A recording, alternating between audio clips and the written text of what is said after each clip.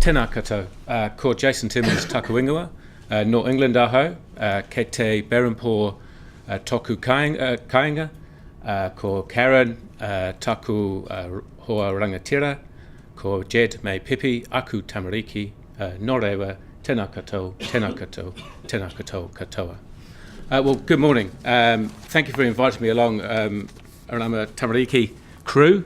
It's great to come along and talk. It's great to talk with my friend Eric, and to also continue to showcase the work that we did at Subaru, where we no longer work.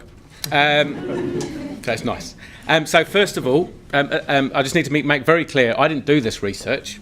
I get the lovely job of talking about it, but we contracted the great people. Gail Pacheco was the lead, from Auckland University of Technology. They have a New Zealand Work Research Institute. So they did all the hard work. I read and reviewed it and helped design the research, and hopefully I'll be able to answer all of your questions about it. But I'll give some contact details if you'd like to follow up with the researchers. So it kind of links on quite well. I guess what we're interested in this piece of research is this link between being transient and for want of a better word, impacts on your well-being, in particular, negative impacts on your well-being. So one way to maybe think about, or one way I kind of think about it, is that in my mihi, earlier I told you that I was born and raised in England. I was in Essex. Now I live in Berempō, a suburb in Wellington, so clearly I've moved to New Zealand. And I've moved a few times while I've been in New Zealand. And those moves have been positive for me, and I'd say they've enhanced my well-being.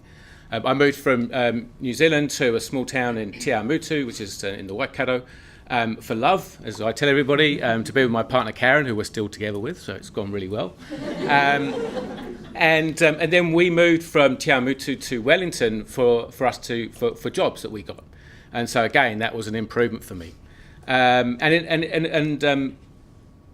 in all that time, we've been able to pick and choose a little bit where we move to and when we've moved, so we can minimise disruption to our lives. But what this paper's really interested in is really trying to identify people where the movements are causing disruption to their lives, that they are potentially leading to worse outcomes for them or impacting on their well-being. So just a bit of a background. This research was commissioned by the former Minister of Finance, the Right Honourable Bill English, and it was through the Social Sector Research Fund, which we managed at Subaru. And so very quickly, this was just a fund available to ministers to ask questions, and this was one of the questions that got asked. There's a couple of motivations you can think about in terms of these kind of questions. The one that came from Bill English's office was they were really interested in whether government services are harder to deliver to people. They had this assumption that government services might be harder to deliver to people that moved around a lot.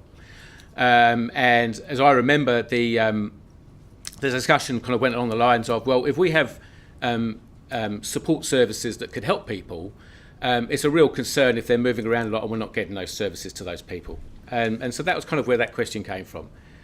The other motivation, which I kind of alluded to in my introduction, is that potentially, moving a lot can lead to poor outcomes, both in terms of, in the literature, education is a common one because often it's the impact on children, having to start midway through the school year, moving to a different school every year. But there's also other evidence around health impacts, particularly mental health impacts. So the first step with this question was really is that classic measurement kind of policy question. Well, how big is this issue? And so the question was first of all, the Minister's office was interested in the number of people who were transient, but in particular they wanted to try and identify, of those who were transient, which ones might be experiencing poor outcomes from that transience. And then a final trigger was that measuring frequent movements in New Zealand has been difficult, at least using surveys or data. And some of the linked data that Eric talked about is potentially opening up an opportunity for doing that. And so they wanted to know whether that was also feasible. Here's my disclaimer.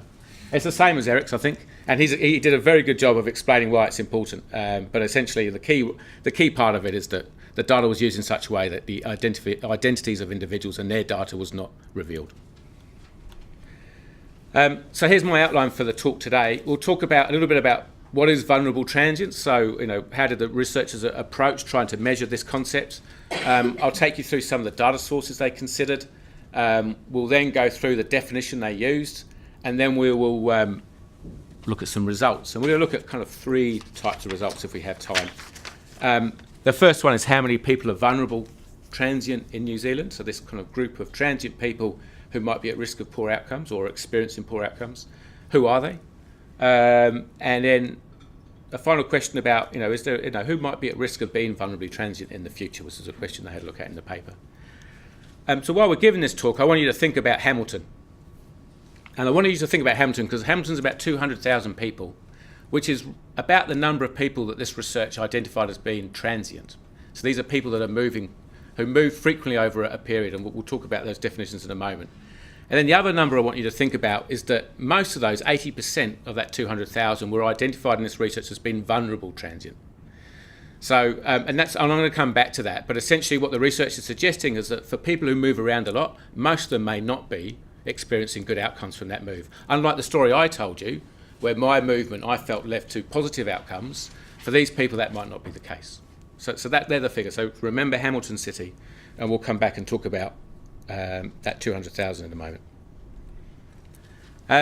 So we commissioned this piece of research on the open market, and so we thought we should have a definition. And because of coming from the Minister's office, we had this definition around repeated disruption of key social support mechanisms, including residents, which is associated with negative impacts on social education, employment, and you can add in their health outcomes as well. But some idea about the kind of transients that we were interested in trying to measure.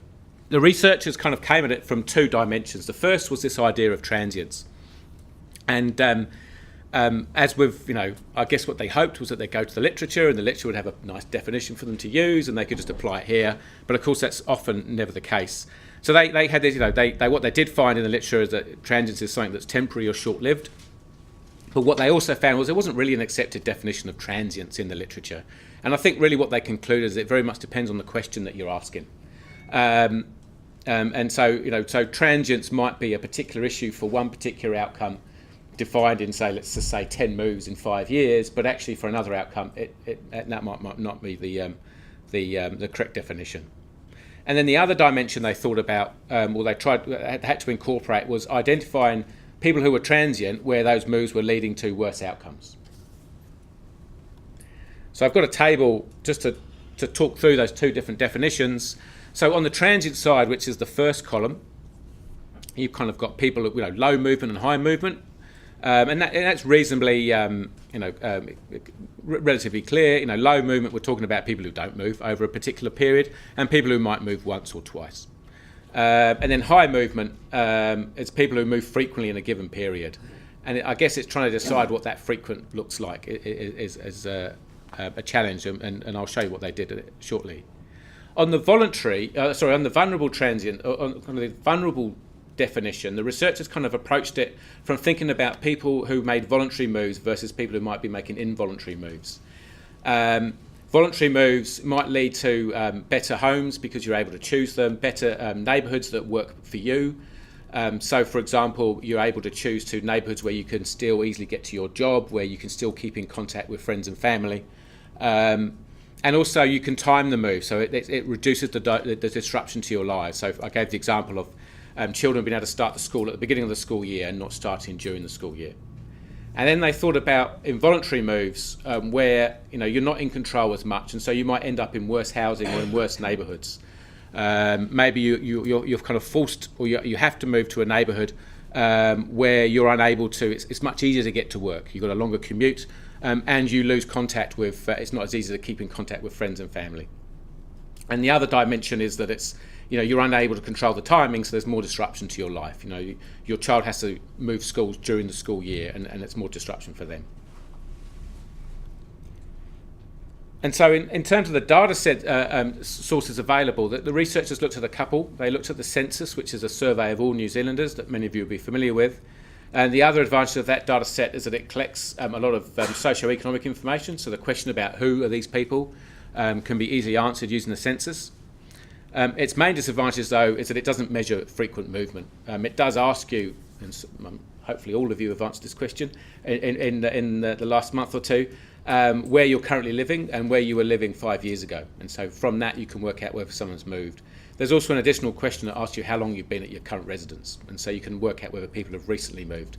But you can't work out whether they've moved once every year in those 5-year period, or just compared once. So then they looked at the administration data, the integrated data infrastructure that Statistics New Zealand have been creating. And so the advantage of that is that you're better able to measure frequent movement based on the administration data that's collected. This was quite difficult about 5 years ago because there wasn't much information in there. But now there's so many bits of administration data, in particular the health data. They reckon they see everyone in New Zealand about once every 2 years. That what stats can do is that they scan across all the data sets they have, and at a point in time they work out the address for an individual. And then you can use that information to look at the number of address changes someone has experienced over time. Another advantage of that one is that it might contain measures of involuntary movement. It's a longitudinal data set. Now, it turns out it doesn't, but that was one of the hunches. But over time, increasingly, we might be able to identify triggers of explaining movement. For example, one trigger you see mentioned in the literature is eviction. It's a common trigger of an involuntary move, but there might be others. So, for example, a relationship ending, or the birth of a new child. You suddenly need a bigger place. In terms of the disadvantages of these two data sets, so I talked about with census it can't measure frequent movement. It also, because it's a cross-sectional data, it doesn't really have any measures of involuntary movement. You do know whether somebody is divorced. I think it's a question that's asked in the census, but you don't know whether that happened last week or last year or 10 years ago. And then it's not all upsides of administration data. Unfortunately, it never is with data. So one of the problems with administration data is that it excludes people who do not receive government services, or it doesn't collect a lot of information on individuals who don't have a lot of interaction with government. And the other thing as well is, because it's administration data, address changes may not be captured. Either you don't inform someone of an address change. I've never told IID where I live, but they've always found me. So, but I've never consciously told them that I've changed address. They might get it from other sources, but that might not get captured. And there's just the fact that you just might people might change address and just not let anyone know. So that's some of the data sources. So for this piece of work, mainly because of the frequent need to measure frequent movement, the researchers went with the administration data, but they had to think of another way of trying to separate people that may have making moves that might be enhancing their outcomes, their well-being, versus moves that might be not enhancing their well-being. And so this is where they got to. So the first thing they do on the top is that they divided people into the amount of time they moved over a 3-year period. That was the period they took. I was trying to. There's not a huge defence for choosing a 3-year period. It was, but based on some of the periods that were chosen in the literature, was one of the reasons why they did that. If you look in the paper, they do a little bit of sensitivity testing about whether, if we chose a slightly different cut-off, does it change a bit? And so, if you're interested in that, that's in the paper. They then describe people who were low or medium movers or movement, where they moved 1 or 2 times over the 3-year period. And then the group that we were most interested in are these high movement people. So these are people who moved 3 or more times in 3 years. So they're moving on average once a year. There are people in there who moved in, well, I don't know, it's unbelievable how much some people move. There's a lot of people in there that are moving 6 or 7 times over this period and more. So that was the relatively easy bit, measuring the movement. The next bit was, then how do we separate the moves where we think they're moving to moves that might be enhancing their outcomes, or at least not making them worse off, versus those where they might not be. So what the researchers did was they tried to use sort of socio-economic information and the direction of movement to do that. So they came up with 3 definitions. The first were people who moved 3 or more times in 3 years, but they were moving to less deprived neighbourhoods or suburbs, or they were moving within the least deprived neighbourhoods or suburbs in New Zealand. And they used that using the New Zealand Deprivation Index. So they classified all areas in New Zealand using the index, and then they tried to identify whether people seem to be moving from a more deprived to a less deprived neighbourhood, or whether they were moving within the least deprived, so the top sort of 30% of neighbourhoods. They then came up with a definition of transients, or they called this middle group transient, where they were moving to a more deprived neighbourhood, but not all the way to the bottom, so kind of in the middle. middle deprived, I guess. I don't know how you might describe that. Or they moved within these. So the NZ-DEP is on a scale of 1 to 10. I always get confused with, I'm working in the education sector now, so I always get confused with the decile sector. But I think as I remember, the 1 is the least deprived neighbourhood in New Zealand, and 10 is the most deprived neighbourhoods. So these people are kind of moving in the 4 to 6 range, I think, as I remember. And then their definition of the vulnerable transients were what people who were moving again to a more deprived neighbourhood, but they were moving into the bottom. The most deprived 30% of neighbourhoods, or they were moving within the most deprived neighbourhoods. So we've got these high movement people, but they've described them as upward. They seem to be moving around the least deprived neighbourhoods in New Zealand. We've got this kind of middle group that are actually moving to a more deprived neighbourhood, but it's not the most deprived neighbourhood in New Zealand. And then we've got our vulnerable transients who are moving to and within the most deprived neighbourhoods in New Zealand. Did everyone follow that? Does that kind of make sense? So the key thing here is that it's the vulnerable transient group that we're keeping an eye on. We've got a little bit of concern potentially about the middle transient group based on this definition, and the high movement ones are the ones where we think that, for those people the moves are positive, even though they're moving around a lot. And you can think of particular jobs. The military is a common example where people do move around a lot, but they probably have there's a lot of support and control over those movements to minimise some of the disruption. Okay, so here's some results. So this is where we come back to Hamilton. So we had 3.8 million people in the data set over that 3 years. When you look at the characteristics of that population, it's pretty representative on some basic demographics. And as with a lot of other studies, including the census, what we find is that most people don't move. So 70% of them didn't move over that 3-year period.